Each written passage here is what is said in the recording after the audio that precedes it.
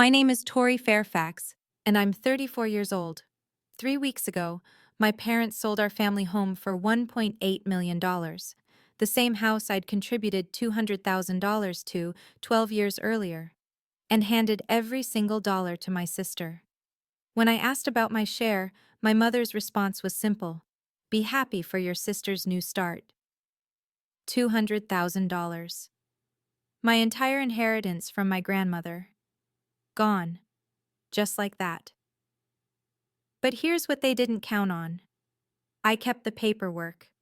A signed agreement from 2012, promising me 40% of the house's value whenever it sold. They thought it was just family paperwork. Who sues family, right? 1 hour after I made a single phone call, the real estate agent contacted me. The sale is frozen. Your parents are not handling it well. Before I tell you what happened next, please take a moment to like and subscribe, but only if you genuinely want to hear how this ends. Drop a comment and let me know where you're watching from and what time it is there. I'd love to know. To understand why I had that document and why my parents forgot I had it, I need to take you back to the summer of 2012, when I was 22 years old and still believed that family would never betray each other. Growing up in Portland, Oregon, I was always the reliable one. My sister Meredith is 4 years older than me. She was the one who struggled in school, bounced between majors in college, and dropped out twice before finally getting a communications degree she never used. She married young, 24, to a guy named Kevin who worked in car sales. 2 kids followed. And somewhere along the way, Meredith became the one who needed help. Me? I graduated summa cum laude with an accounting degree, got hired at Morrison and Caldwell straight out of school. Never asked my parents for a dime after college. And that apparently made me the family ATM. The pattern was predictable.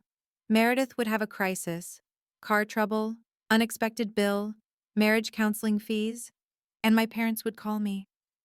Tori, can you help your sister just this once? It was never just once. In 2018, I lent Meredith $15,000 to save her marriage. Couples therapy, she said. A romantic getaway to reconnect. I never saw a penny of it back. When I mentioned it at Thanksgiving that year, my mother pulled me aside. Don't be petty, Tori. Your sister is struggling. You have a good job. I did the math once. Over 10 years, I'd given my family, mostly Meredith, over $40,000 in loans that were never repaid, birthday gifts that were really bill payments, Christmas checks that went straight to credit card debt, and none of that included the big one, the $200,000. My mother always said the same thing whenever I hesitated. You're the one with the ability, your sister doesn't have that. It took me 30 years to realize that wasn't a compliment. It was a justification for draining me dry. But the real story starts with my grandmother and the money she left behind. My grandmother, Eleanor Mitchell, died in March 2012. She was 87, sharp as a tack until the end, and she loved me fiercely. I was the granddaughter who visited. Every Sunday afternoon during college, I'd drive 40 minutes to her assisted living facility in Lake Oswego. We'd play Scrabble, watch old movies, and talk about everything: her childhood during the Depression, her marriage, the bakery she'd run for 30 years before retiring. Meredith visited maybe twice a year. Christmas and Grandma Eleanor's birthday, sometimes not even that. Not even. So when Grandma Eleanor's will was read, nobody should have been surprised by what it said. But my mother acted like she'd been slapped. To my granddaughter, Tori Ann Fairfax, I leave the sum of $200,000 so that she may have a solid financial foundation for her future. That was it. Clear, specific, intentional. Meredith got Grandma's china set. My mother got the antique jewelry. My father got the grandfather clock that had been in the family for generations. But the money, the actual, liquid, life-changing money, went to me. My mother was furious. Not at Grandma Eleanor, of course. At me. You must have manipulated her, she said at the funeral reception. her voice low and venomous. She wasn't in her right mind, she always loved Meredith more. That wasn't true. Grandma Eleanor loved the granddaughter who showed up. It wasn't complicated. I kept a copy of that will. Still have it, actually, in the same safety deposit box where I keep all my important documents. It clearly states Grandma's intention: money for my foundation. 2 months after I received that inheritance, my mother called with a wonderful opportunity. I should have known right then that something was wrong. August 2012. I was 22, fresh out of college, and sitting in my parents' living room while my mother explained how I could invest in the family's future. The pitch was simple. The family home, which my parents had bought in 1995, still had about $120,000 left on the mortgage. The house was worth around $500,000 at the time. If I contributed $200,000 toward paying off the mortgage and making some renovations, I would own 40% of the home's value when it eventually sold. Think of it as an investment, my father said. Real estate always appreciates. You'll make money. And you'll be helping your family, my mother added. It's what Grandma Eleanor would have wanted. I hesitated. $200,000 was everything I had, my entire safety net. My mother's eyes hardened. Don't you trust us, Tori? We're your parents. I called my best friend Claire that night. We'd been close since freshman year at Portland State, and she was the only person outside my family who knew about the inheritance. At least get something in writing, Claire said. Anything. A napkin, something. So I asked. And my parents laughed. Fine, my mother said, rolling her eyes. If you want to be professional about it. My father typed up a simple agreement on his home computer. 1 page. It stated that I, Tori Fairfax, was contributing $200,000 to the family home, representing 40% of its value, to be repaid upon sale or transfer of the property. Both my parents signed it. Dated August 15, 2012. I kept the original in my safety deposit box at Wells Fargo. It cost me $75 a year for that box. Best $75 I ever spent. 12 years later, that piece of paper would change everything. The years passed the way they do when you're busy building a life you think is stable. I worked my way up at Morrison and Caldwell, junior accountant to staff accountant to senior financial analyst. I got my CPA license, moved into a decent apartment in the Pearl District, started a retirement fund, did everything right.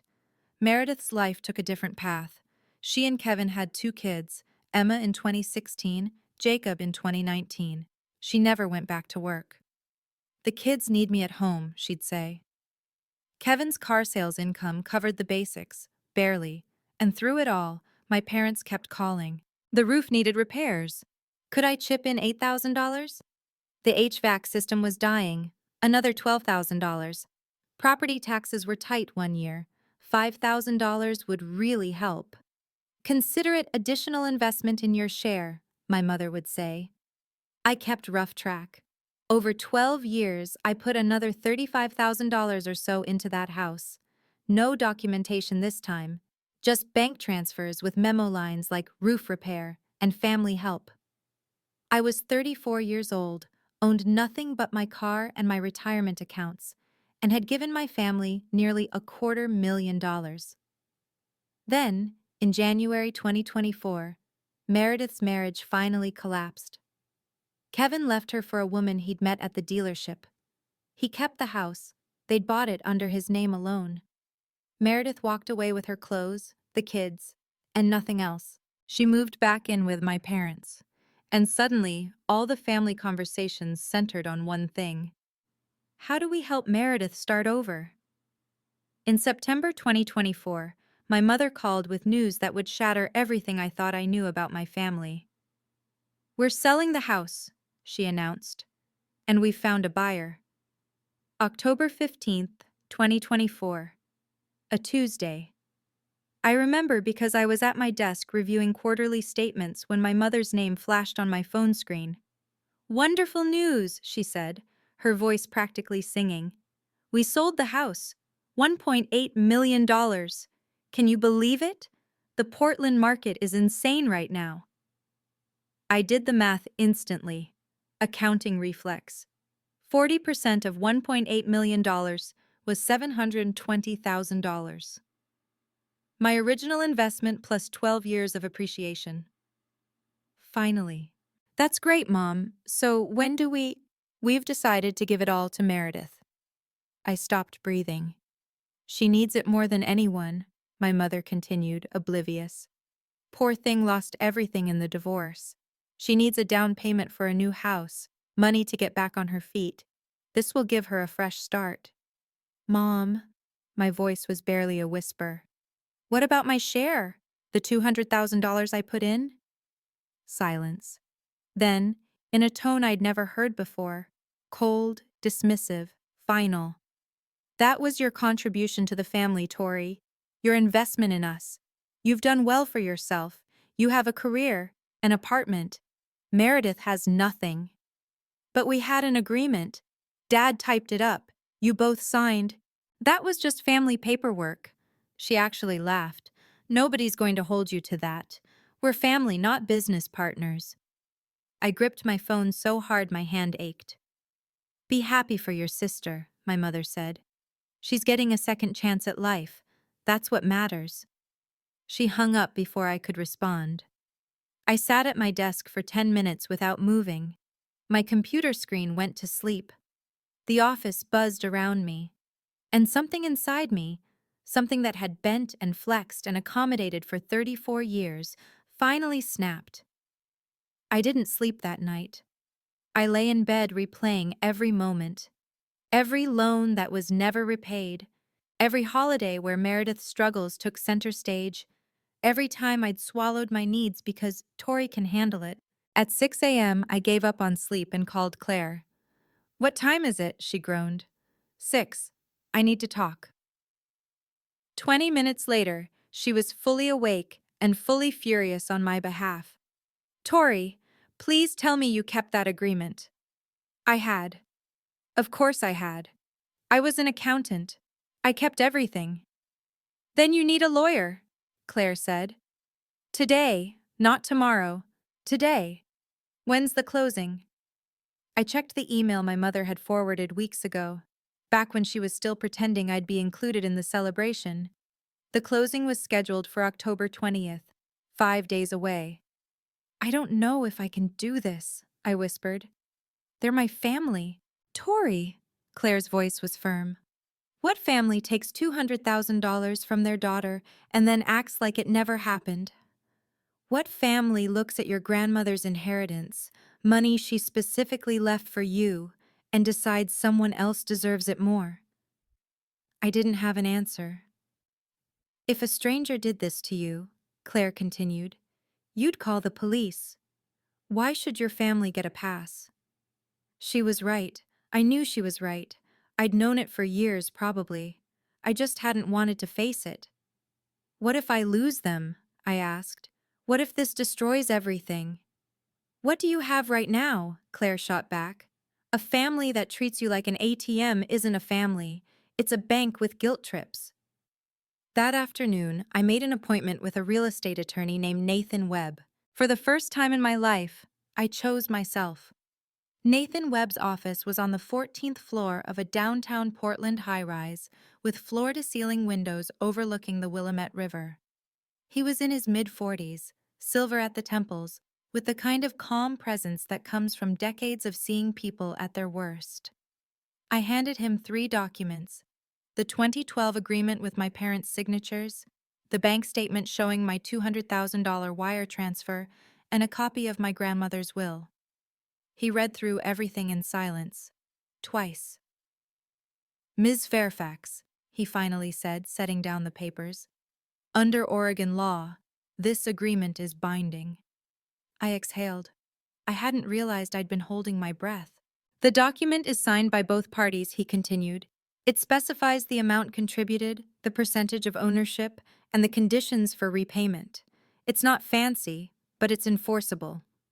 My mother said it was just family paperwork, I said, that no one would hold me to it. Nathan almost smiled. People say a lot of things when they're trying to avoid paying $720,000. He explained my options. I could send a formal letter demanding my share, but that would give my parents time to lawyer up, potentially contest the agreement, drag things out for months or years.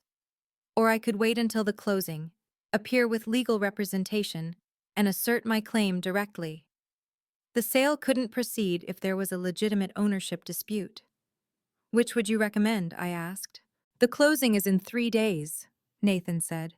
If you want certainty, you show up with documentation they can't refute, in front of witnesses who have a legal obligation to address ownership disputes before completing any transaction. I thought of my mother's voice on the phone. Be happy for your sister. I'll be there, I said. What do I need to do? Nathan Webb moved fast. By the end of our meeting on October 17th, he had already drafted a letter to Lakewood Realty, the company handling my parents' sale, notifying them of a potential ownership dispute affecting the property. We won't identify you by name yet, he explained. Just that a claim exists. It puts them on legal notice. They'll be required to disclose this to all parties before closing. I imagined my parents receiving that news, the confusion, the dawning realization. What happens when they find out it's me? They'll try to contact you, probably through your mother. Guilt, manipulation, whatever's worked before. Nathan's eyes were steady. The question is whether you'll hold firm. I thought about that. 34 years of bending, of being the responsible one, of watching my grandmother's gift, her explicit, documented wish for my security, being handed to someone else because my sister needed it more. I'll hold firm, I said. Nathan nodded. Good. I'll attend the closing with you on the 20th. We'll bring notarized copies of everything. The original agreement, the wire transfer records, even your grandmother's will showing her intent. He paused, then added something that made my stomach drop. I should mention, I reviewed the listing documents your parents filed. They signed a seller's disclosure stating there were no ownership claims or disputes on the property. Meaning? Meaning they either forgot about your agreement entirely or they deliberately omitted it. His expression was neutral, professional. Either way, they signed a legally binding document that wasn't accurate. That's not good for them. The closing was in 3 days. My family had no idea I was coming. No idea I had the agreement. No idea their $1.8 million sale was about to come to a grinding halt. And honestly, I was terrified. October 17th, 5:47 p.m. My phone rang. Mom. I almost didn't answer, but I needed to know what they knew. Tori! Her voice was bright, artificially so. I'm so glad I caught you. We're having a little celebration after the closing, a housewarming party for Meredith at her new place. Well, once she finds one. You'll come, won't you? A party. They were planning a party. When is it? I asked, keeping my voice neutral. The 21st, right after all the paperwork's done. The whole family will be there. Aunt Linda, Uncle Robert, everyone. We're so excited for Meredith's fresh start. I closed my eyes. I'll try to make it. Wonderful. Oh, and Meredith wants to thank you personally. She knows you've always been there for her. Thanking me for letting her take my inheritance, I thought. How generous. After we hung up, I sat alone in my apartment and let the rage wash over me. It wasn't hot anger, it was something colder, more clarifying. The kind of anger that comes when you finally see a situation for exactly what it is. That night, I received a text from Meredith. Thanks for understanding. I know this is a lot, but you've always been the strong one. I don't know what I'd do without my little sister supporting me. Love you. Did she know about my $200,000? Did she know she was celebrating with my inheritance? I would find out soon enough. 3 days until closing. My parents thought this was finished. They thought I'd accepted my role. The dutiful daughter, the family ATM, the one who always bent. They had no idea that for the first time in my life I wasn't bending. I was breaking free. October 18th. 2 days before closing, I made an excuse to visit my parents' house, said I wanted to pick up some old photo albums before the new owners moved in. My mother was at a hair appointment. My father was golfing. Only Meredith was there, watching the kids in the backyard. I was in my old bedroom, collecting photos, when I heard Meredith's voice through the thin walls. She was on the phone, laughing. "No, Tori won't make trouble. She's too nice for that. You know how she is." I froze. Mom said she put in some money years ago, but that was forever ago, ancient history. And honestly, I need this more. I have the kids. What does Tori have to spend money on? Her apartment? Her boring accounting job? My chest tightened. The $1.8 million won't even go that far once I buy a house and pay off some debt. Probably only have like $800K left after everything. But it's a start, right? She paused, listening to whoever was on the other end. Tori will understand. She always understands. That's her thing. She's the understanding one. I stood perfectly still, barely breathing. Mom says she contributed something to the house back in the day, but whatever. That was a gift. Family helps family, and I need the help more than she does. She knew. She knew about my contribution, and she'd decided it didn't matter. Because I had a job and an apartment, and she had kids and problems. Because I was the understanding one. I left without the photo albums. I couldn't look at her. I couldn't trust what I might say. 2 days until closing, and now I knew the truth. My sister was complicit. This wasn't just my parents' decision, it was hers too. That night, I couldn't sleep. Again. At 1 a.m., I called Claire. She picked up on the second ring. She'd been waiting for updates. She knew, I said, my voice cracking. Meredith knew about the money. She just decided I didn't deserve it. Oh, Tori. She called it a gift. Said family helps family. I laughed bitterly. As if I haven't been helping this family my entire adult life. Claire was quiet for a moment. Then, "Are you having second thoughts?" I wanted to say no, but the truth was more complicated. Meredith has 2 kids, I whispered. Emma's 8.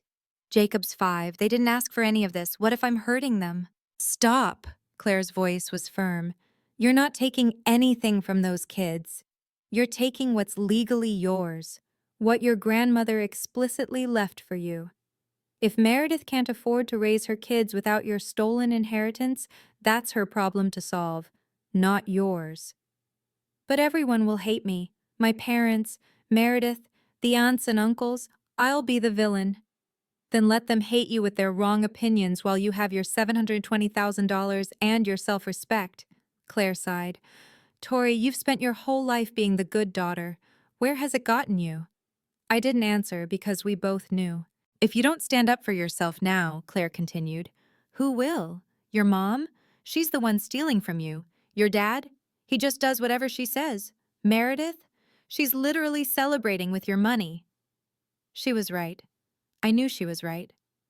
I hung up and lay in the dark, staring at the ceiling. October 20th, 10 a.m., Lakewood Realty's downtown office. I would be there, with my lawyer, and the document they'd forgotten I had. Okay, I need to pause here for a second and ask you something directly. If you were me, standing at this crossroads, knowing your family would probably never forgive you, what would you do? Would you fight for what's yours, even if it meant losing them? Or would you let it go, to keep the peace? Comment your answer. A, if you'd fight. B, if you'd let it go. And if you're invested in how this ends, hit subscribe, because the closing is coming. Now, back to the story. October 19th, 1 day before closing. I met Nathan Webb at his office for a final strategy session. The conference table was covered with documents, my original agreement, notarized copies, bank statements, even a timeline I'd written out showing every additional contribution I'd made over 12 years. Here's how tomorrow will go, Nathan said, sliding a legal pad toward me. The closing is scheduled for 10 a.m. at Lakewood Realty's office downtown. Your parents, your sister, the buyers, their lawyer, an escrow officer from the title company, Everyone will be in the room. And they don't know I'm coming?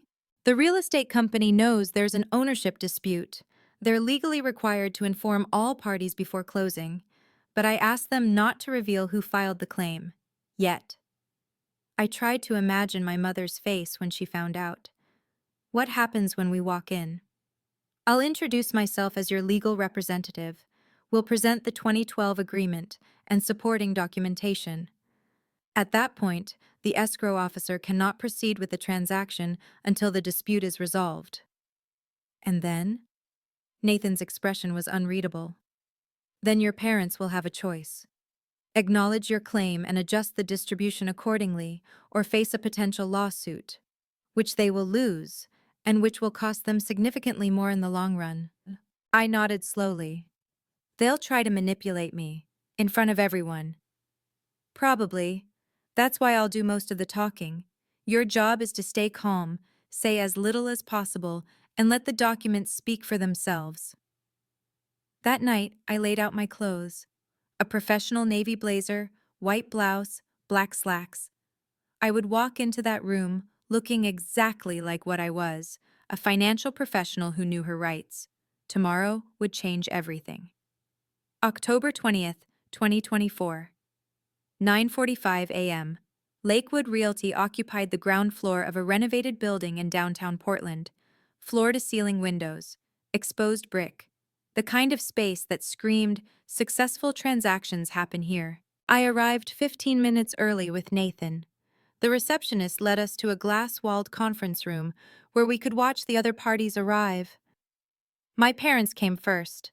My mother wore a cream-colored blouse and pearls, her important meeting outfit. My father looked uncomfortable in a sport coat, constantly tugging at the collar. They didn't notice me in the conference room. They were too busy laughing with Jennifer Walsh, the real estate agent. Meredith arrived next, looking more put together than I'd seen her in months. Full makeup, hair done, wearing a wrap dress and heels. She was already talking about paint colors for her new kitchen. Then the buyers, David and Linda Morrison, a couple in their 60s looking to downsize. Their lawyer, a gray-haired woman with a leather briefcase. Finally, the escrow officer from the title company, a young man clutching a folder thick with documents. Everyone took their seats. Meredith sat between our parents, practically glowing. She glanced around the room and finally noticed me. "Tori!" She looked confused. "What are you doing here?" My mother's head snapped toward me. For a moment, something flickered in her eyes. Uncertainty? Fear? "I came to support the family," I said evenly. "This is my attorney, Nathan Webb." Nathan nodded politely but said nothing. My father's brow furrowed. "Attorney? What do you need an attorney for?" Jennifer Walsh cleared her throat, shuffling papers nervously. "Well, before we begin, there's something we need to address." The room went very still. My mother's smile didn't waver, but her eyes had gone cold. Jennifer Walsh looked like she'd rather be anywhere else. "We received notification 2 days ago of a potential ownership dispute involving this property," she said, her eyes carefully avoiding my mother. "We're legally obligated to address any such claims before we can proceed with the transaction." My mother laughed, a brittle, theatrical sound. "Ownership dispute? That's absurd. This house belongs to Richard and me. It's been in our names for 30 years. Mom," my voice was steady, "you know exactly what this is about." David Morrison, the buyer, shifted uncomfortably. "What kind of dispute are we talking about here?" Jennifer opened her mouth, but Nathan spoke first. "I'd like to clarify the situation." He stood, commanding the room's attention. "My client, Tori Fairfax, contributed $200,000 to this property in August 2012. In exchange, she was promised 40% of the home's value upon any future sale." "That's ridiculous," my mother snapped. "There's no—" "There is." Nathan placed a document on the table. "A written agreement, signed by both Richard and Diane Fairfax on August 15th, 2012. I have the original and notarized copies for everyone present." He slid copies down the table. I watched my father pick one up, his face draining of color. He remembered. Of course he remembered. He'd typed it himself. My mother's copy sat untouched in front of her. Along with the agreement, Nathan continued, we have bank records confirming a $200,000 wire transfer from Ms. Fairfax's personal account to Mr. and Mrs. Fairfax on August 18, 2012. The timing and amount match the agreement exactly. Linda Morrison turned to her husband. David, I don't think we should. No one's signing anything until this is resolved, Jennifer said quickly. We can't close with an unresolved ownership claim. My mother finally looked at me. The coldness in her eyes had turned to something darker. The silence stretched like a rubber band about to snap. Nathan remained standing, his voice calm and professional. The agreement is clear. Ms. Fairfax is entitled to 40% of the sale price. That's $720,000. Meredith's mouth fell open. $720,000? You're suing us? I'm not suing anyone. I met her eyes. I'm asking for what I was promised, what I'm legally owed. This is insane. My mother's composure cracked. That was family money. You were helping with the mortgage. I was making an investment, I corrected, and I have the document proving it, with your signature, and Dad's. My father hadn't said a word. He was staring at the agreement, his face ashen. Diane, I remember this. I typed it myself. Richard, don't. She was right to ask for it in writing, he continued almost to himself. I thought it was silly at the time, but she was right. Jennifer Walsh spoke up, her tone carefully neutral. Mr. and Mrs. Fairfax, this is the first time I've seen this document. It wasn't disclosed in your seller's paperwork. Because it doesn't matter, my mother's voice rose. It was just something we did for Tori's peace of mind. Nobody takes these family things seriously. Nathan's eyebrows lifted slightly. Oregon courts do, Mrs. Fairfax. This document meets all legal requirements for an enforceable contract.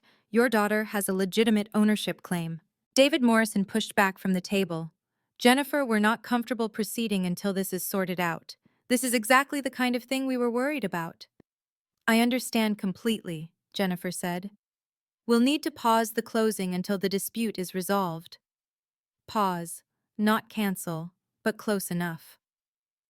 I watched my mother's face cycle through emotions, shock, fury, disbelief, and underneath it all, something I'd never seen before, fear. My mother wasn't finished. You're doing this for money? She leaned across the table, her voice cracking. Your own family, the people who raised you, sacrificed everything for you, and you're treating us like strangers? You treated my $200,000 like it didn't exist, I replied. You decided to give everything to Meredith without even telling me the house was for sale. Because you don't need it. Look at you. You have a career, an apartment, a life. Meredith has nothing. Meredith has two parents who have catered to her every need for 38 years. My voice was steady even though my heart was pounding. I have a document proving I'm owed $720,000. Those are different kinds of having. Meredith burst into tears. How can you do this to me? To my kids? I just got divorced, Tori. I have nothing. You have $1.8 million sitting on this table, Nathan interjected calmly. Minus my client's legitimate share, you still have $1,080,000. That's not nothing by any reasonable standard. My mother whirled on Nathan. This is none of your business. This is a family matter. It became my business when your daughter retained me to protect her legal interests. Nathan's tone never wavered. Interests you've clearly attempted to circumvent. David Morrison stood up. We're not signing today. Jennifer, call us when this is resolved.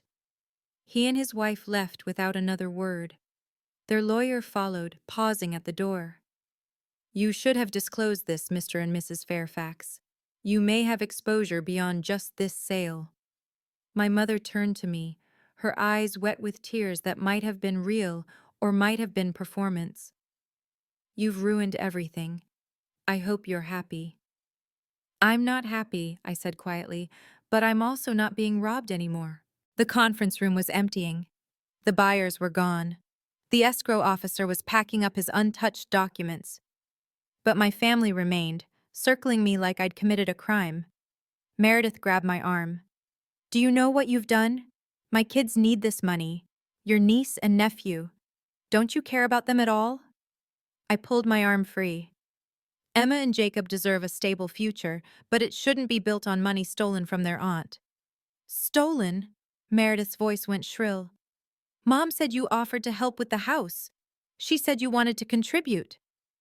I contributed $200,000 with the promise of getting 40% back when you sold. That's not charity, Meredith. That's an investment. And I have the paperwork to prove it. You were 22. You probably misunderstood. I was a college graduate with an accounting degree. I understood exactly what I was signing, and so did Mom and Dad. My father finally spoke. Tori, please, can't we work something out? Privately? Without lawyers and strangers involved? I looked at him. This man who'd spent my entire life deferring to my mother, who'd signed the agreement and then pretended it didn't exist. You had 12 years to work something out, I said. You had 12 years to tell me you were planning to sell. 12 years to say, Tori, let's talk about your share. You didn't. You tried to give my money to Meredith and hope I was too good to make trouble. I gathered my purse and stood. I'm willing to negotiate, I said. I want my $720,000 and then I'm out of this. But I will not be guilted into giving up what's mine. Not anymore. Nathan handed my mother his card on the way out. She didn't take it. It fluttered to the table like a white flag she refused to accept. 1 hour after I left the closing, my phone rang. The caller ID showed Lakewood Realty. Ms. Fairfax? This is Jennifer Walsh. Yes. I wanted to update you on the situation. She sounded exhausted. The sale is officially frozen until the ownership dispute is resolved. The buyers are understandably hesitant to proceed. I understand. Your parents are not handling it well. Your mother is insisting this is all a misunderstanding. Your father is asking if there's any way to expedite a resolution. There is, I said. They can acknowledge my 40% claim and adjust the payout accordingly. Jennifer paused. I've been doing this job for 15 years, Ms. Fairfax. I've seen a lot of family conflicts over real estate, but I have to say, I've never seen anyone forget to disclose a $200,000 contribution from a family member. Do you think they forgot? Another pause. I think they hoped no one would ever ask. I thought about that. 12 years of hoping I'd never assert my rights. 12 years of betting on my silence, my compliance, my pathological need to keep the peace. Ms. Walsh, can I ask you something? Of course. In your professional opinion, not legally, just personally, would you have signed that seller's disclosure stating there were no ownership claims? She was quiet for a long moment.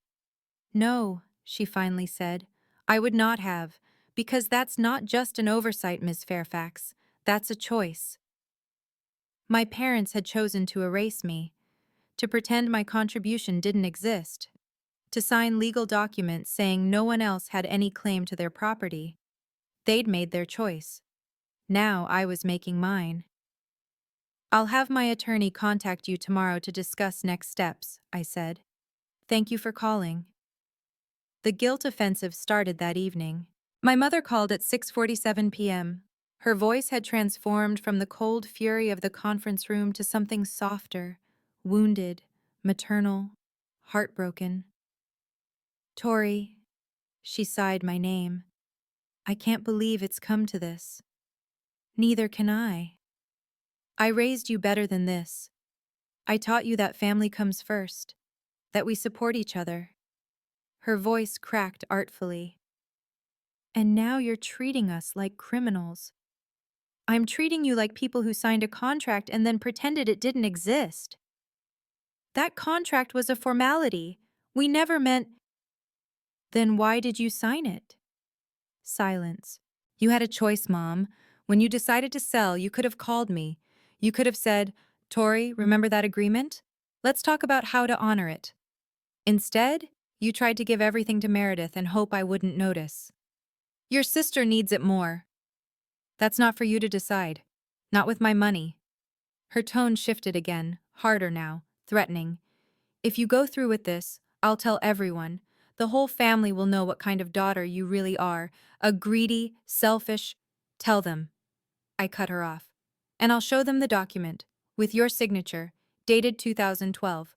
I'll explain that you took $200,000 from your own daughter and then tried to give it to your other daughter because she needed it more. For the first time in my life, my mother had no response. I'm not the villain in this story, Mom. I'm the one with receipts. Your father's heart, she said finally. He has a condition. The stress could... Dad's health is Dad's responsibility. Mine is protecting myself from being robbed. I hung up before she could say anything else. My hands were shaking, but I didn't call back. Okay, I know that was intense. I'm still processing it myself, honestly. This is the part where I need your support the most. If you're feeling this with me, if you've ever had a family try to guilt you into giving up something that was rightfully yours, hit that like button. That's how I know you're still here with me. And if you've got a story like this, drop it in the comments. You're not alone. Now, back to what happened next. I didn't expect Meredith to call that night. It was almost 10 p.m. when her name appeared on my screen. I hesitated, then answered. Tori? Her voice was different, tired, drained of the theatrical tears from earlier. Can we talk? Just us? We're talking. Mom's losing it. She's been on the phone with Aunt Linda for an hour, spinning some story about how you ambushed us. Meredith laughed bitterly. I don't think Linda's buying it. I didn't say anything. I need to ask you something, Meredith continued. And I need you to be honest. Okay. Did you really put in $200,000, like your own money, back in 2012? I felt something tighten in my chest. You know I did. You said so yourself on the phone yesterday at the house. Silence. Then, you heard that? I heard enough. Tori, She trailed off. Mom told me you helped a little back then. She never said how much. I swear I didn't know it was $200,000. Not until today. I wanted to believe her, but the words I'd heard through that wall, Tori will understand, she always understands, kept echoing. You knew there was something, I said. You just didn't ask how much because you didn't want to know. The silence stretched between us. Maybe you're right, Meredith finally admitted. Maybe I didn't want to know. Because if I knew, I'd have to think about it. And it was easier not to. That's not my problem to solve, Meredith. I know. Her voice broke. I know I've been the problem child. The one everyone had to rescue. I know you've resented me for years. I didn't resent you. I resented being invisible while you got everything. That's fair, she whispered. That's really fair. October 22nd, 2 days after the failed closing, Nathan Webb called with an update. The buyers, David and Linda Morrison, had officially issued an ultimatum. Resolve the ownership dispute within 7 days, or they would withdraw their offer and demand their $90,000 earnest money deposit back. If they withdraw, Nathan explained, your parents face two problems. First, they lose a guaranteed buyer in a market that's already cooling. Second, they may have legal exposure for misrepresentation on the seller's disclosure. Misrepresentation?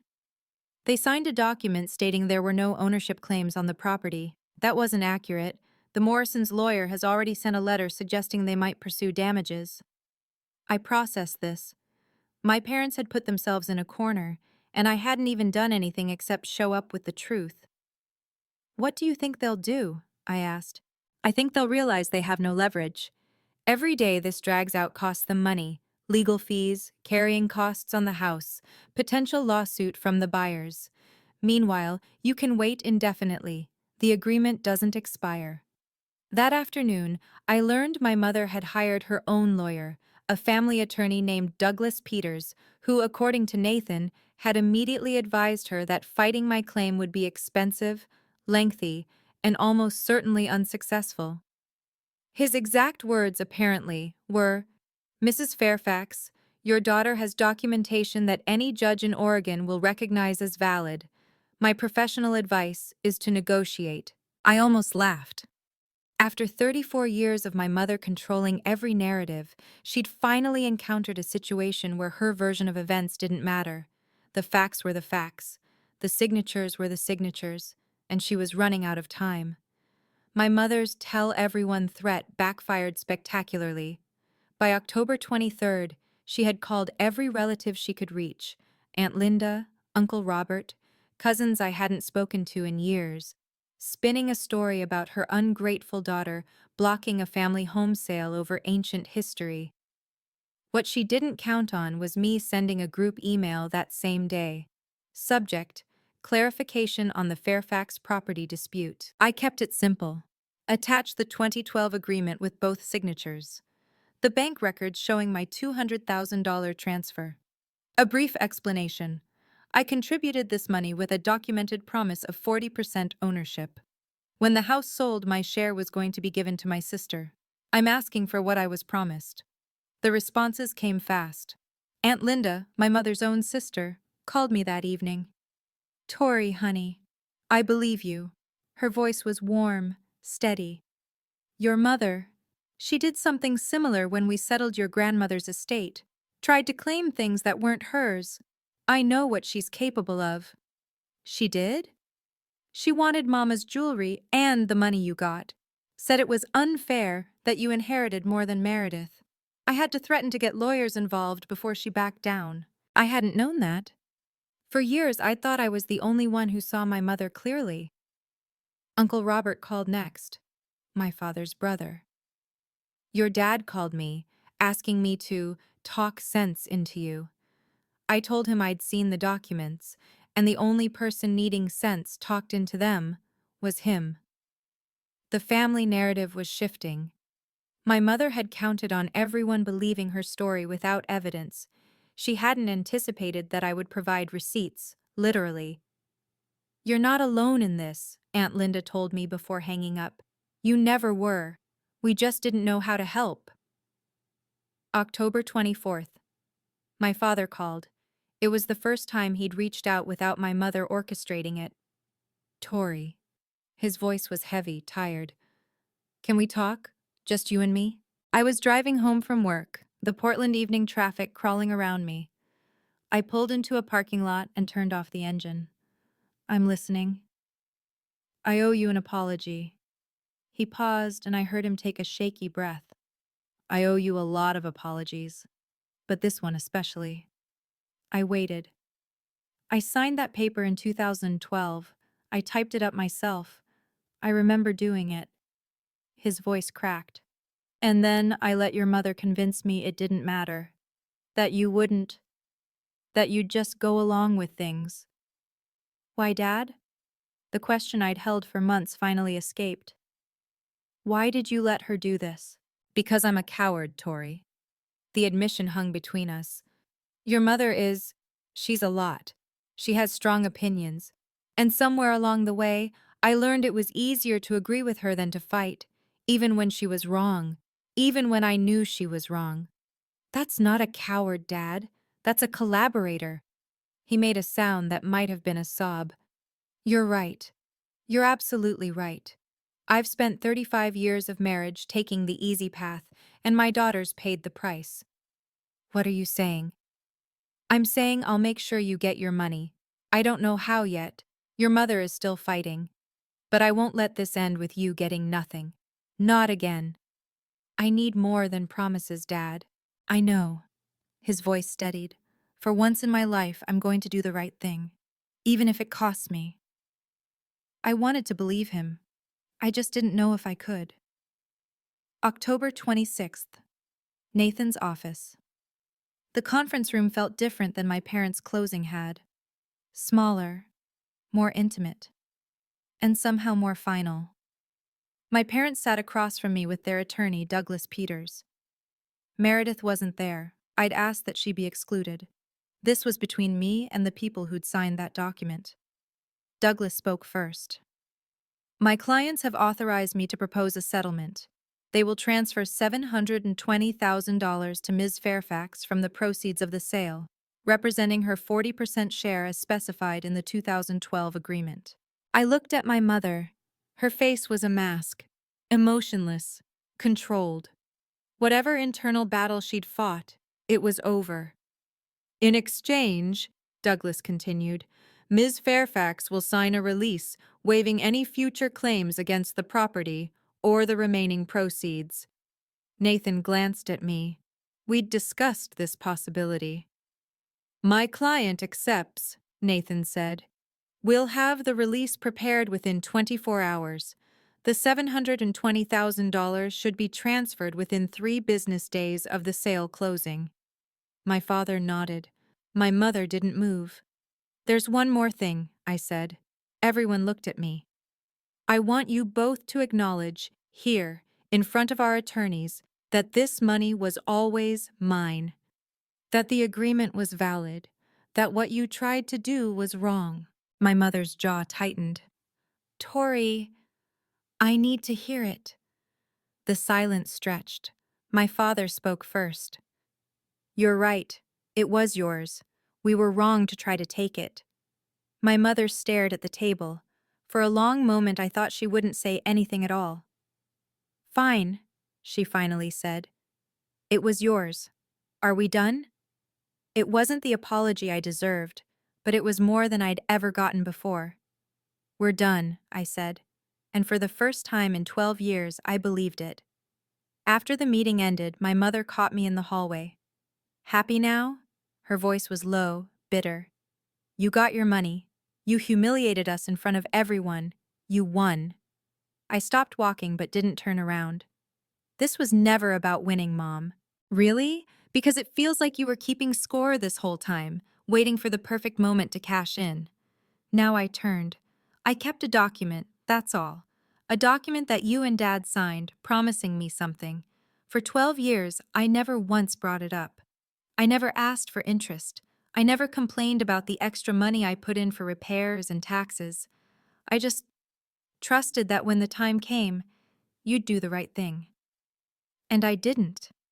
Her voice wavered. I know. You don't have to keep saying it. I'm not trying to hurt you, Mom. I'm trying to explain why I had to do this. I took a breath. For 34 years, I've been the daughter who gives, who doesn't complain, who makes everything easier for everyone else. And where did it get me? She didn't answer. I don't want to hate you, I continued. I don't want to lose you. But I can't be your ATM anymore. I can't be the one who sacrifices everything while Meredith takes everything. If we're going to have any kind of relationship going forward, it has to be different. Different how? Equal. Boundaried. I'll still be your daughter, but I won't be your backup plan. My mother's eyes were wet. Real tears this time, I thought. I don't know how to do that, she whispered. I don't know how to be what you're asking. Then maybe it's time to learn, I said. I did. I walked away before she could respond. October 28th. The closing finally happened. I wasn't there. I didn't need to be. Nathan represented my interests, and by 11:47 a.m., I received an email confirmation, all documents signed, sale complete, proceeds distributed. October 31st, 3 days later. I was at my desk at Morrison and Caldwell when my phone buzzed with a banking notification. Deposit $720,000. I stared at the number for a long time. $720,000. My grandmother's gift, finally honored. My investment, finally returned. My worth, finally acknowledged. I called Claire. It's done, I said. How do you feel? I thought about it. Not as happy as I expected, not triumphant, just relieved. Like a weight I didn't know I was carrying, finally got lifted. That's what closure feels like, Claire said. It's not fireworks, it's just quiet. That evening, I made a decision. I would use some of the money, $50,000, to create a small scholarship fund in my grandmother's name, the Eleanor Mitchell Foundation for First-Generation College Women. It would help young women like me, the ones who work hard, follow the rules, and sometimes get overlooked anyway. Grandma Eleanor left me that money so I'd have a foundation. Now I could pass that gift forward. I called the Portland Community Foundation the next morning to start the process. The woman on the phone asked why I wanted to create the fund. My grandmother believed in me when no one else did, I said. She wanted me to have a solid start. Now I want to give that to someone else. That's beautiful, Ms. Fairfax. Maybe it was, or maybe it was just the right thing to do. Either way, it felt like something Grandma Eleanor would have approved of. January 2025. 3 months after the closing. My life looked different now, not dramatically, but meaningfully. I still worked at Morrison and Caldwell, but I'd finally asked for the raise I deserved for 2 years. They gave me 15%, plus a bonus for the client retention work I'd done last quarter. Turned out that when you stop accepting less than your worth in one area of your life, you stop accepting it everywhere. I bought a condo in the Alberta Arts District. 2 bedrooms, original hardwood floors, a tiny balcony where I could drink coffee and watch the Portland rain. It was mine, my name on the deed, my space, my future. Most of the money went into investments, index funds, retirement accounts, a small emergency fund, boring, responsible choices, the kind Grandma Eleanor would have made. I started seeing a therapist, Dr. Rachel Brennan, who specialized in family dynamics and boundary setting. Our sessions were hard, digging into 34 years of people-pleasing, of making myself small, of believing that love meant sacrifice. The hardest part, I told her in our third session, is accepting that my family wasn't wrong by accident. They knew what they were doing. They just hoped I'd be too nice to stop them. And how does that make you feel? Angry, sad, free. I paused. Mostly free. She nodded. You're grieving, Tori. Not just the money or the relationship you wish you had. You're grieving the version of yourself who believed things would get better if she just gave enough. That version of me was an idiot. That version of you was a survivor. She did what she had to do. Now you get to do something different. Different sounded good. Different sounded like a beginning. My relationship with my family settled into something new, not healed, not broken, just different. My mother and I talked once a month, short calls, surface level. She never apologized properly, and I stopped expecting her to. But she also stopped asking me for money, stopped comparing me to Meredith, stopped treating me like a resource to be managed. Maybe that was as good as it would get. I was learning to accept that. My father tried harder. He sent me an actual letter, handwritten, 2 pages, apologizing for every time he'd stayed silent when he should have spoken up. It wasn't eloquent, but it was honest. We had dinner together once, just the 2 of us, and he told me he was proud of me. I should have said it more, he admitted over coffee. I should have said it every day. You can start now, I told him. And he did. The surprise was Meredith. In December, she sent me a text. I got a job, part-time, at a dental office. First real job in 8 years. Thought you should know. I wrote back.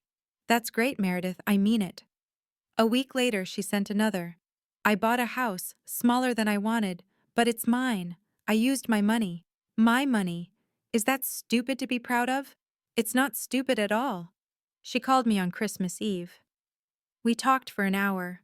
Really talked, for the first time in years. About the kids, about her new job, about how hard it was to rebuild a life from scratch. I think I was jealous of you, she admitted. You always had it together. I hated that. I didn't have it together. I was just better at hiding. Maybe we're more alike than I thought. Maybe we are. I'm sitting in my new condo as I tell you this story. It's a Tuesday evening.